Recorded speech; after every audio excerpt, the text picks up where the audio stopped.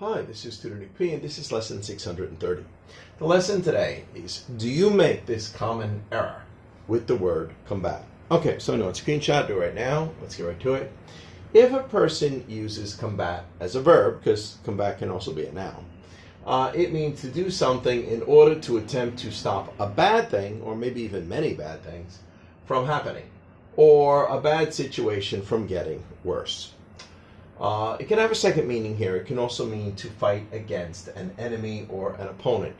All right, so in this lesson, we learned that we shouldn't say combat against, because actually combat, the main part of the definition really means to fight against. So when you say combat against, it's almost like saying to fight against. It's a little bit like await. A long time I did a video on await. Await means to wait for. So you never say await for, because then await for would mean wait for.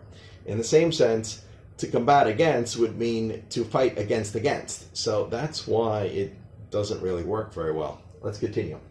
Many ESL students, and even sometimes some native speakers, may make this mistake of using against after combat. This is always wrong.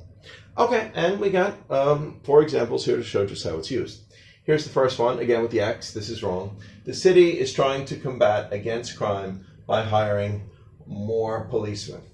No, of course you should say the city is trying to combat crime by hiring more policemen. So again, don't say combat against. Number 2, they are imposing stricter emissions regulations to combat against pollution. No, of course you should say they are imposing stricter emissions regulations to combat pollution. Okay, number 3 here. It's a soldier's job to combat against the enemy. No, you should simply say it is a soldier's job to combat the enemy. All right, and number 4 here, the central banks are raising interest rates to combat inflation, or at least that's what we're told. Now, you should say the central banks are raising interest rates to combat inflation. Okay, anyway, hope you got it. Hope it was clear. I hope it was very informative. Thank you for your time. Bye-bye.